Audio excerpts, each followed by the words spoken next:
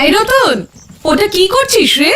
চারা গাছটার চারপাশে ভালো করে বেড়া দিয়ে দিচ্ছি মাসি। কেন? না হলে তো গরু ছাগল মুড়িয়ে খেয়ে নেবে গাছটাকে, ওটাকে বাঁচাতে হবে না?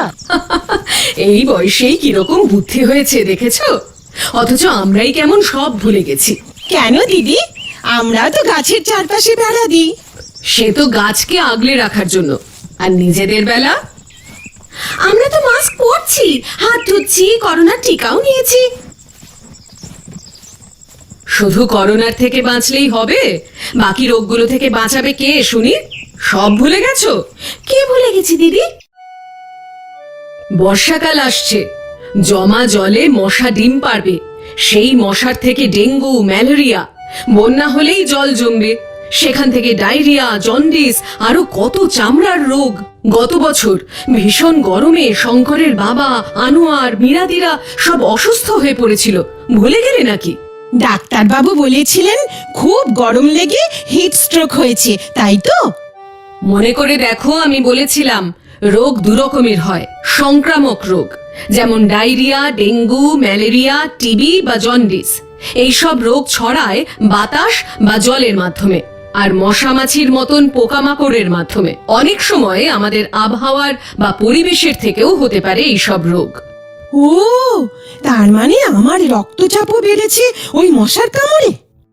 আরে না না, হার্টের রোগ, রক্তচাপ, রক্তে চিনির পরিমাণ বাড়া, এগুলো সব পড়ে ওই অসংক্রামক রোগের তালিকায়, যেগুলো ছড়িয়ে পড়ে না। যেসব রোগ হয় অনিয়ন্ত্রিত জীবনযাপনের জন্য। অনিয়ন্ত্রিত কি? কারোর যদি ওজন বেড়ে যায়, কেউ যদি তামাকজাত নেশা করে, মদ্যপান করে, অতিরিক্ত দুশ্চিন্তা করে, তাহলে এই রোগগুলো হতে পারে। এই অসংক্রামক রোগের তালিকায় আরেকটা খুব খারাপ রোগ আছে, অ্যানিমিয়া বা রক্তাল্পতা,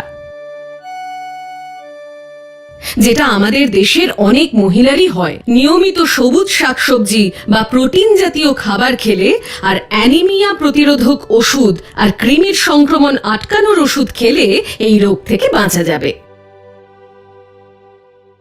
এই জন্যই বলছি রতন সবচেয়ে বুদ্ধিমান ছেলে, কারণ আমি বেড়া দিয়েছি।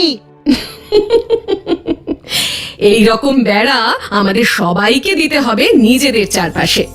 বুঝেছি দিদি, মনে পড়ে গেছে। কি মনে পড়েছে বলতো? সংক্রামক রোগ থেকে বাঁচতে জল জমতে দেওয়া চলবে না, যাতে মশা মাছি বাড়তে না পারে। চারপাশ পরিষ্কার রাখতে হবে, যাতে সেখান থেকে রোগের জীবাণু না ছড়ায়। ঠিক। আর শরীর সুস্থ রাখতে সুষম খাবার খেতে হবে, পরিষ্কার জল খেতে হবে, তাহলেই দূর হবে অসংক্রামক রোগ।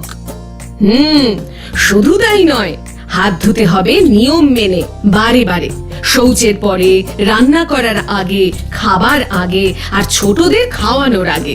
আর মাসের ওই কটা দিন যাতে বয়ঃসন্ধির মেয়েরা পরিষ্কার থাকে, সুস্থ থাকে, সেদিকেও নজর রাখতে হবে।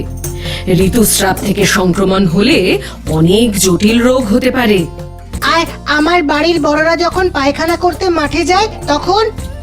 ঠিক বলেছিস রতন, যদি আমাদের সবাইকে সুস্থ থাকতে হয়, তাহলে খোলা জায়গায় মলত্যাগ করা চলবে না। নিজেদের বাড়িতেই পাকা শৌচাগার তৈরি করতে হবে। সেদিন পঞ্চায়েত থেকে এসেছিল তো, বাড়িতে শৌচাগার করতে সাহায্য করবে বলে গেল তো। এটা কিন্তু মোটেই অবহেলা করার বিষয় নয়। সেই জন্যই পঞ্চায়েত থেকে সাহায্য করছে সব গ্রামবাসীকে। নিজেদের ঘরে শৌচাগার তৈরি হলে তার ব্যবহার করতে হবে সবাইকে।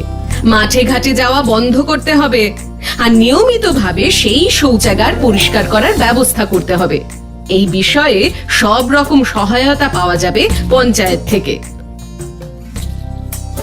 তাহলে কি বললাম? পরিষ্কার পরিবেশ, নিজের শৌচাগার, ডায়রিয়া ম্যালেরিয়া গ্রামে ঢুকবে না আর।